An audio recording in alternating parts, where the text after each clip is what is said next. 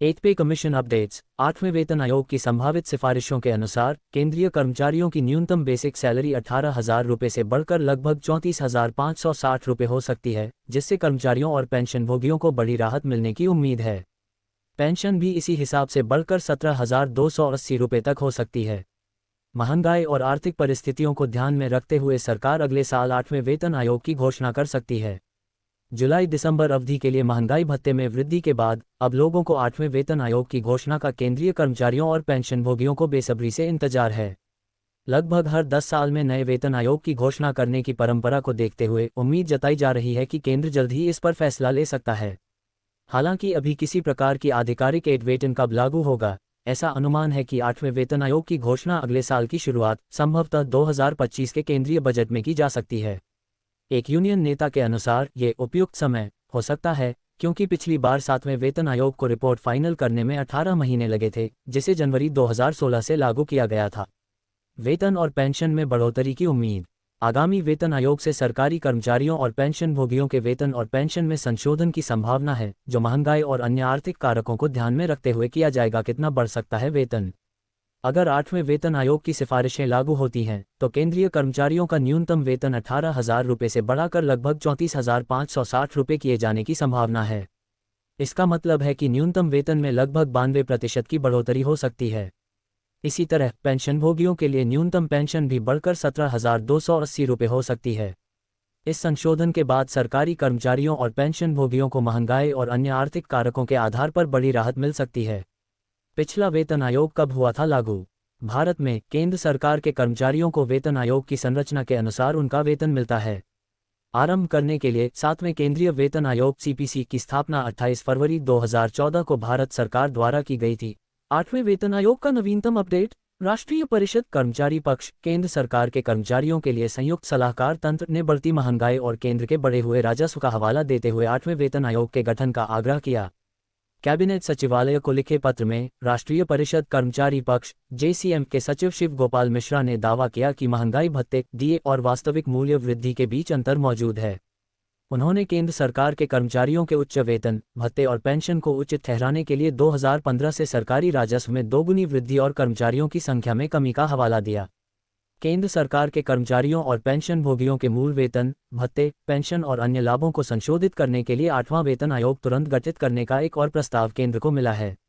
भारत सरकार के कैबिनेट सचिव को संबोधित एक पत्र में राष्ट्रीय परिषद कर्मचारी पक्ष केंद्र सरकार के कर्मचारियों के लिए संयुक्त सलाहकार तंत्र के सचिव शिव गोपाल मिश्रा ने बताया कि केंद्र सरकार को प्राथमिकता के आधार पर 8वां वेतन आयोग क्यों बनाना चाहिए।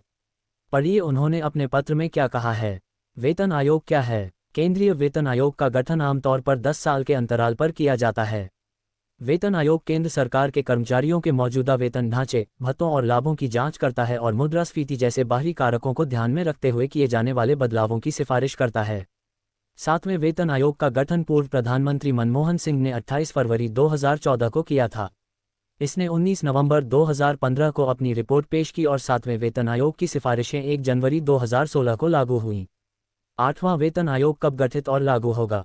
चूंकि दोनों वेतन आयोगों के बीच 10 साल का अंतर है, इसलिए अगला वेतन आयोग 8वां केंद्रीय वेतन आयोग 1 जनवरी 2026 से लागू होना चाहिए। केंद्र ने 8वें केंद्रीय वेतन आयोग के गठन के बारे में कोई आधिकारिक घोषणा नहीं की है। चूंकि 2024 के लोकसभा चुनाव अब खत्म हो चुके हैं और मोदी 3.0 केंद्र में वापस आ गया है, इसलिए 1 करोड़ से अधिक केंद्रीय सरकारी कर्मचारी 8वें केंद्रीय वेतन आयोग के नवीनतम अपडेट का बेसब्री से इंतजार कर रहे हैं। 8वें वेतन आयोग की तत्काल आवश्यकता क्यों है? पत्र पढ़ें। मिश्रा ने दावा किया कि केंद्र ने पहले कहा था कि मुद्रास्फीति 4% से 7% के बीच है और यह औसतन 5.5% के आसपास होगी। पत्र के अनुसार कोविड के बाद की मुद्रास्फीति कोविड से पहले के स्तर से अधिक है। यदि हम 2016 से 2023 तक दैनिक जीवन के लिए आवश्यक वस्तुओं और सामानों की खुदरा कीमतों की तुलना करें तो स्थानीय बाजार के अनुसार उनमें 80% से अधिक की वृद्धि हुई है, लेकिन हमें 1 जुलाई 2023 तक केवल 46% महंगाई भत्ता प्रदान किया जाता है। इसलिए वास्तविक मूल्य वृद्धि और कर्मचारियों और पेंशनभोगियों को दिए जाने वाले डीए के बीच अंतर है। मिश्रा ने कहा, केंद्र सरकार का राजस्व भी वर्ष 2015 से 2023 तक दोगुना हो गया है। बजट वक्तव्यों के अनुसार हम राजस्व संग्रह में काफ़ी वृद्धि देख सकते हैं। केंद्र सरकार के वास्तविक राजस्व में 100% से अधिक की वृद्धि हुई है। इसलिए केंद्र सरकार के पास वर्ष 2016 की तुलना में अधिक भुगतान क्षमता है। अप्रैल 2023 में जीएसटी संग्रह में भी वृद्धि हुई है, 1.87 लाख करोड़ रुपये एकत्र किए गए हैं। वर्ष 2022-23 में आयकर संग्रह सबसे अधिक रहा। वित्त वर्ष 2022-23 में सकल व्यक्तिगत आयकर संग्रह एसटीटी सहित अनंतिम 9,60,764 करोड़ रुपये है और इसमें पिछले वर्ष की तुलना में 24.23% की वृद्धि हुई है।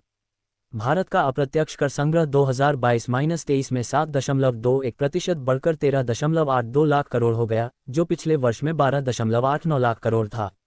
स्रोत केंद्रीय अप्रत्यक्ष कर और सीमा शुल्क बोर्ड सीबीआईसी।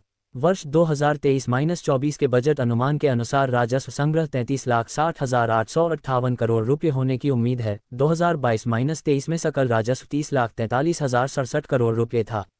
राज्यों के शेयरों के बाद केंद्र सरकार का वास्तविक राजस्व 20,86,661 करोड़ रुपये था। पिछले एक दशक में केंद्र सरकार के कर्मचारियों की संख्या में करीब 10 लाख रिक्तियों के साथ कमी आई है।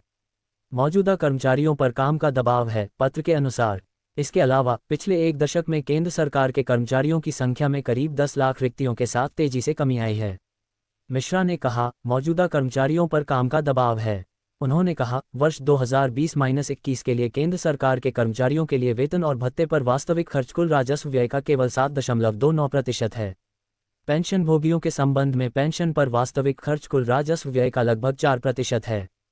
केंद्रीय कर्मचारियों के वेतन मैट्रिक्स की समय समय पर समीक्षा करने की मांग। इसके अलावा मिश्रा ने कहा, ये भी सिफारिश की जाती है कि मैट्रिक्स की 10 साल की लंबी अवधि का इंतजार किए बिना समय समय पर समीक्षा की जा सकती है। इसकी समीक्षा और संशोधन एक्रोइड फॉर्मूले के आधार पर किया जा सकता है, जो आम आदमी की जरूरतों को पूरा करने वाली वस्तुओं की कीमतों में होने वाले बदलावों को ध्यान में रखता है, जिसकी शिमला स्थित श्रम ब्यूरो समय समय पर समीक्षा करता है। ये सुझाव दिया जाता है कि इसे दूसरे वेतन आयोग का इंतजार किए बिना समय समय पर उस मैट्रिक्स के संशोधन का आधार बनाया जाना चाहिए।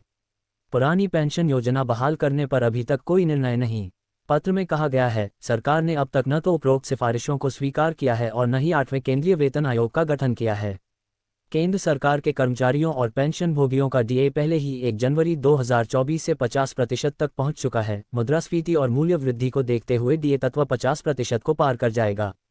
यहाँ यह उल्लेख करना भी उचित है कि 20 लाख से अधिक नागरिक केंद्र सरकार के कर्मचारी राष्ट्रीय पेंशन प्रणाली के तहत शासित हैं और हर महीने उन्हें अपने मूल वेतन और डीए का 10% एनपीएस में योगदान करना होता है। इससे उनका टेक होम वेतन काफ़ी कम हो जाता है। सरकार ने अब तक एनपीएस को खत्म करने और 1 जनवरी 2004 को या उसके बाद भर्ती किए गए केंद्र सरकार के कर्मचारियों को सीसीएस पेंशन नियम 1972 अब 2021 के तहत पेंशन बहाल करने की हमारी मांग पर सहमति नहीं जताई है। पत्र के अंत में कहा गया है, उपर्युक्त सभी पहलुओं और आज की जीवन की आवश्यकता को ध्यान में रखते हुए तथा योग्य और प्रतिभाशाली उम्मीदवारों को सरकारी सेवा में आकर्षित करने के लिए अब समय आ गया है कि 8वें केंद्रीय वेतन आयोग का तुरंत गठन किया जाए तथा केंद्रीय कर्मचारियों के वेतनमान, भत्ते, पेंशन और अन्य लाभों को आपसी चर्चा और समझौते के माध्यम से संशोधित किया जाए। इसलिए कर्मचारी पक्ष मांग करता है कि भारत सरकार तुरंत 8वें केंद्रीय वेतन आयोग का गठन करे। आज हम आप सभी के मध्य में 8वें वेतन आयोग से संबंधित जानकारी लेकर हाजिर हुए हैं और यदि आपको भी 8वें वेतन आयोग का इंतजार है तो निश्चित ही आपको हमारे इस आर्टिकल में बताई गई जानकारी महत्वपूर्ण साबित होने वाली है। इस आर्टिकल के माध्यम से हम आप सभी को 8वां वेतन आयोग कब तक जारी किया जाएगा ये बताएंगे, साथ में आपको फिटमेंट फैक्टर या कर्मचारी के वेतन में कितनी वृद्धि होगी यह सभी जानकारी देखने को मिलने वाली है। इसके अलावा आर्टिकल में महंगाई भत्ते से संबंधित जानकारी भी देखने को मिलने वाली है। 8th पे कमीशन डेट। 8वें वेतन आयोग को लेकर फिलहाल तो कोई आधिकारिक घोषणा नहीं की गई है, परंतु अब बहुत जल्द 8वें वेतन आयोग को लेकर ऐलान किया जा सकता है, लेकिन अभी इसकी कोई निर्धारित तिथि तो सामने निकलकर नहीं आई है। यदि 8वां वेतन आयोग लागू हो जाता है तो फिर कर्मचारियों की न्यूनतम बेसिक सैलरी 18,000 रुपये से बढ़कर 34,560 रुपये तक की हो जाएगी। इसके अलावा टेंशन भोगियों को भी इसका लाभ होगा क्योंकि उनकी पेंशन राशि में भी वृद्धि हो जाएगी। जैसा कि आप जानते होंगे कि हर 10 वर्ष के बाद सरकार के द्वारा एक नया वेतन आयोग आता है। वर्तमान समय में तो ऐसी कोई भी निर्धारित तिथि की घोषणा नहीं की गई है कि किस तारीख को 8वां वेतन आयोग जारी किया जाएगा, परंतु आगामी 5 माह में 8वां वेतन आयोग लागू किया जा सकता है। ऐसी उम्मीद जताई जा रही कि वर्ष 2025 में 8वां वेतन आयोग लागू कर दिया जाएगा, जिसका सीधा लाभ कर्मचारियों को एवं पेंशन भोगियों को प्राप्त होगा। ऐसी उम्मीद लगाई जा रही है कि सरकार के द्वारा सत्र 2025 में बजट पेश करते हुए 8वें वेतन आयोग पर ऐलान किया जा सकता है। हालांकि बजट में 8वें वेतन आयोग का ऐलान करने के बाद भी इसे लागू करने के लिए कई महीने भी लगा सकते हैं। जैसा कि आप जानते हैं कि 7वें वेतन आयोग की रिपोर्ट को तैयार करने में लगभग 18 महीने से भी अधिक का समय लग गया था, वही 7वां वेतन आयोग जनवरी 2016 में लागू हो पाया था। कर्मचारियों के द्वारा अर्थात कर्मचारी यूनिट्स के द्वारा छठे से 7वें वेतन आयोग में फिटमेंट फैक्टर 3.68 करने की गई थी, परंतु इसे 2.57 का किया गया है। हम आप सभी को बता देना चाहते हैं कि फिटमेंट फैक्टर वह प्रक्रिया है या वह माध्यम है जिसके होने से कर्मचारियों के वेतन एवं पेंशन भोगियों की पेंशन की गणना करने में सहजता होती है। केंद्रीय कर्मचारियों एवं पेंशन भोगियों के लिए भी खुशखबरी सामने निकल कर आई है, क्योंकि सरकार के द्वारा कर्मचारियों के एवं पेंशन भोगियों के जुलाई से लेकर दिसंबर तक के लिए महंगाई भत्ता को बढ़ाया गया है। आपको बताते चले कि महंगाई भत्ते में 3% की वृद्धि की गई है, जिसके कारण महंगाई भत्ता 50% से बढ़कर 53% का हो गया है। इसके अलावा पेंशन भोगियों के लिए भी महंगाई राहत डॉक्टर में वृद्धि की गई है। सरकार के द्वारा जो केंद्रीय कर्मचारी के महंगाई भत्ते में वृद्धि की गई है वह वृद्धि 1 जुलाई 2024 से ही लागू है, जिसके परिणाम स्वरूप कर्मचारी को एवं पेंशन भोगियों को 3 महीने का एरियर भी उपलब्ध कराया जाएगा और यह सभी कर्मचारियों और पेंशन भोगियों के लिए दिवाली से पहले बड़ा उपहार है।